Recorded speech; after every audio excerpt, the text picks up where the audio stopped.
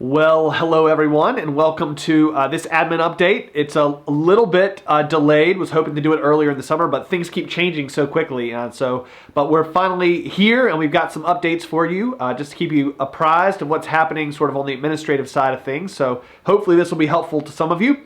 The first thing to celebrate is that we have our Charge Conference is coming up. It's been scheduled for November the 1st. At 3 p.m. And this year, all of the Charge conferences are going to be virtual. They'll be on Zoom. And so that means that as many of you can join from right where you are as would like. The Charge conference, as you may know or recall, is kind of the sort of the business meeting of the church. It keeps us related to all the other Methodist churches in our area. And it's when we do things like set salaries for the upcoming year, set a budget for the upcoming year, do lay leadership and nomination stuff gets approved. So, but also our new district superintendent will be there, and it'll give you a chance to meet her. She's awesome, and I think you're going to love her. And so that'll be a great chance to do all those things. The Zoom link will be shared as we get a little bit closer in other communications, so just be paying attention for that. Just to add, though, right now is a great time if you know someone that you think would be a great leader in our church, has the gifts and the passion to serve through our mission and ministry here at the church. This would be a great time for you to share their name. We'd love for as many nominations to come in as possibly can from you. And we just ask you to give us their name and sort of what are the gifts that you think they bring to the table. We got lots of opportunities for service, and so hopefully you'll take a chance to do that. You can make a nomination on fvumc.org/nominations. And that'd be a great way for you to be able to do that. And so we're looking forward to that. And Charge Conference coming up again November the 1st. That's a Sunday at 3 p.m. online. All right, let's go to our next one. Our next update is our finance update. It is with a deep sense of gratitude and celebration that I am pleased to report to you that through the second quarter of the year, that is through June, our financial position really is quite strong, particularly given the circumstances that we've been through. You may recall that about halfway through 2019, that was not necessarily the case. In the middle of 2019, we were not in a super strong position. I will say that since then, we've been able to build a lot of momentum, and I think we've got a lot to celebrate as a church and to give thanks for. Sort of the bottom line numbers are that we, through the end of June, have spent around $651,000, which is under budget by about $95,000. And we've received in offerings right around $749,000. So if you're doing the math there for the year, amazingly, we are just over $98,000 to the good. And this is a lot to celebrate. I think this is a perfect time for us to say thank you to all of the lay leaders that we have in place on our administrative teams who early on made quick and very prudent decisions about how to respond to cut a lot of our overhead and to make sure that we would be in a position where even if giving wasn't able to be as strong as it has been, that we'd be, still in sort of a good place to be. And so really thankful for them. Super thankful to the staff who has sort of duct taped a response together that has been both incredibly effective and very frugal at the same time. And so thanks to them as well. And then finally, this is just another opportunity for us to say thank you to all of you who have been so consistent in your giving. We know that there are plenty of folks in our congregation who have that desire to give, but simply are not in a position where they're able to because of job and other sort of changes that have happened in their life. And so really just a huge thank you to those of you that have been able to step up. Through the first part of our year, our committed giving has been really, really strong. We're seeing that begin to trend down a little bit, which doesn't cause alarm. It's just kind of coming back to where our expectations were. And we assume that some of that was due in part to there were some folks who were able to make the full contribution that they had sort of committed to doing early on, which gave us a lot of flexibility early on in this to begin to respond to the needs that we had. So we don't want to see that trend line continue, but we're watching that, and we expect as we get into the fall that some of that will sort of level out, even out, or even go back up. And then also to celebrate, even though our giving that comes not through commitments that were made last year, but our sort of weekly giving that comes in took a real big hit early on in the year. We've actually seen that level off and even begin to increase. And we celebrate that not just because it's helpful to have sort of our collective offerings coming together so we can continue to do mission and ministry.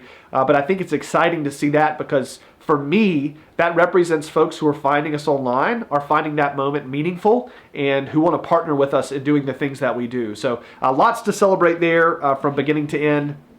And again, as we continue in the year, I think we want to continue to make sure we're doing that cautiously and carefully. And I think that's where we are. But we also recognize that this is a great chance for us to reflect God's generosity towards us to others. And so we want to be mindful that we're not just I always think of like Scrooge McDuck swimming around in his mansion full of coins. We don't want to be doing that as a church. We want to make sure that this money is all being put to use and doing good mission and ministry, even as we continue to watch and see sort of what's coming up towards the end of this year and next year vis-a-vis the coronavirus. So we're watching that. That's kind of where we are there. All right, let's go to our next one.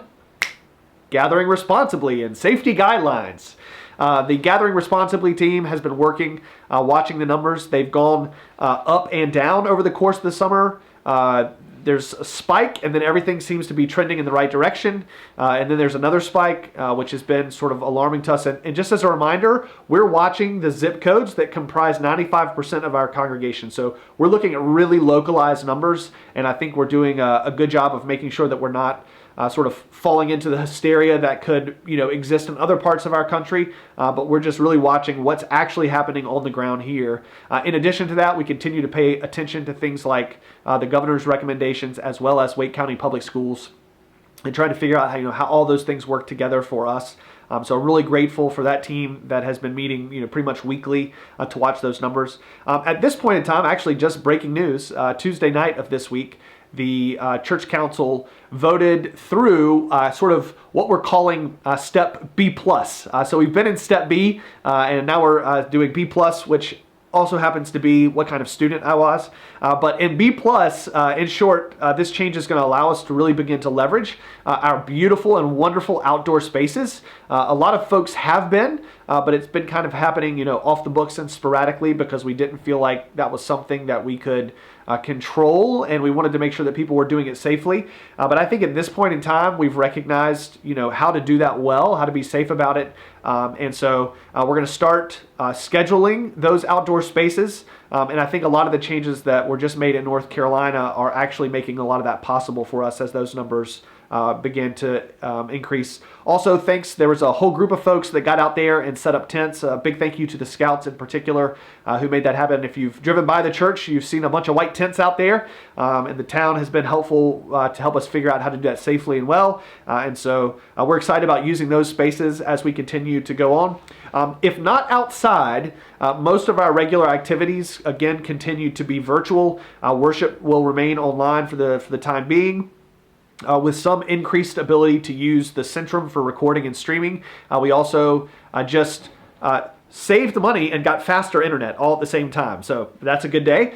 So it looks like we're going to be able to start doing some stuff from inside of our building in a new sort of way now, which is exciting there. More to come on that and in the next few weeks about sort of equipment that needs to go in, but we're really hopeful for that. Mission and music groups, particularly music groups that are recording for worship, are still able to meet in person to do those sorts of things as long as they're following our COVID guidelines. But we're still not to the point where we're going to or feel comfortable letting folks back into the building to meet regularly. So hopefully this is again, we're just kind of moving in the right direction as as we feel like we can. And so, a lot of that is going on. Also, Church Council and Gathering Responsibly team, trustees, all have worked together very diligently to put our COVID safety and facility usage guidelines up. They're going to be online, so you can check those out if you want to see everything that we're doing, kind of take a deep dive, fall down the rabbit hole a bit there. But we're going to post with this a PDF of both the new roadmap with B+ on it, as well as a link on our homepage and on the email that you'll get here to the COVID response stuff. So check it out there if you want to read more about it, but it's great work. And again, super, super thankful there. All right, and now on to our last one. Seeds of Faith preschool reopening. We have delayed the opening of the preschool, which is not something that we were hopeful for.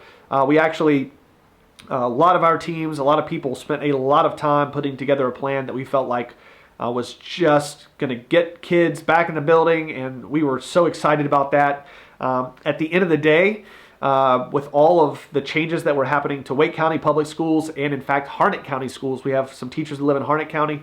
Our teachers have kids and need to be home with their kids, and we weren't able to quite get enough folks that were able to be there and to teach that we felt like we could provide sort of the quality and safety that we have come to expect for Seeds of Faith, and to put a bunch of people in new positions, as well as to maybe go out and try to find some other folks who wanted to help start the year off with us. It was just too much too quickly, and we felt like the folks that would have suffered the most would be the kids, and nobody felt good about that. And so we kind of had to make the hard decision there to push that off and sort of delay our opening. We're very hopeful for the beginning of 2021. And in the meantime, as you know, we've been celebrating Len Sorrells, who resigned from that position of director earlier in the year.